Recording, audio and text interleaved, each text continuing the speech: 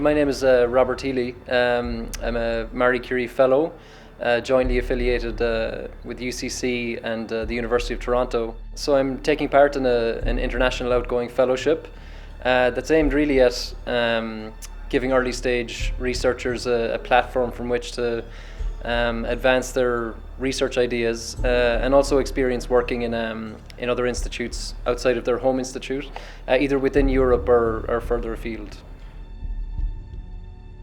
I work in both air quality and climate research. So my research has focused on studying atmospheric aerosols, which have impacts upon our local and regional air quality, but can also impact global climate. So the research that I'm involved in is focused on measuring black carbon particles in ambient air.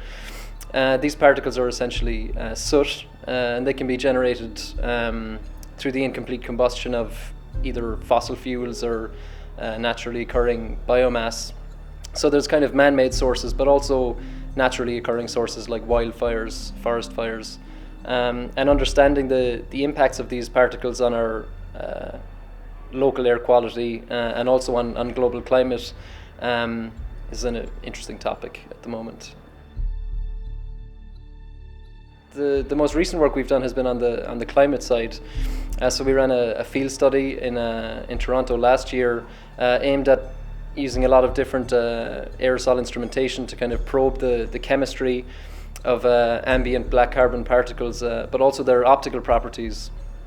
So specifically, we're interested in looking at the relationship between the shape and size of black carbon and how that impacts the lifetime of those particles in the atmosphere, but also how they interact with solar radiation. And so we were particularly interested at looking at coated black carbon particles. So those are like small aggregates of soot that have been in the atmosphere for a couple of days, to see if they have a capacity to absorb more solar radiation and have a more enhanced warming effect than, say, fresh soot from a poorly tuned diesel vehicle, for example. And we found that this lensing effect that's included in a lot of climate models is likely to be overestimated based on our data, because we don't see any appreciable enhancement factor for coated soot relative to fresh soot. But we do observe some interesting properties for the coating materials that are on these particles. So we found that wildfire particles that were transported from Quebec to Ontario, they contain a lot of brown organic material around the black carbon core. And it turns out that this material can absorb shorter wavelength radiation itself, so it can have a warming impact on regional and global climate.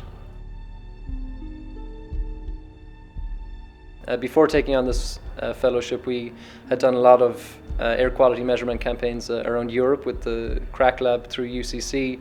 As part of this postdoc, the main field study was based in Toronto, so at Greg Evans' Southern Ontario Centre for Atmospheric Aerosol Research at the University of Toronto, where he has a range of instrumentation, including aerosol mass spectrometers, photoacoustic instruments to measure climate impacts.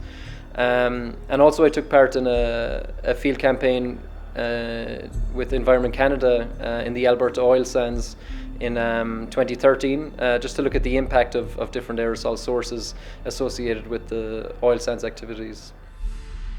The Marie Curie International Outgoing Fellowships are really designed to give early stage researchers I guess a new perspective by taking them out of their home institute and exposing them to research communities either within Europe or in institutes in North America or Asia. Really, there's a lot of options and a lot of creative freedom as well, which is an important aspect, I think. So it's up to the candidate to write their own research proposal. It's an opportunity to pursue research ideas that resonate with you personally.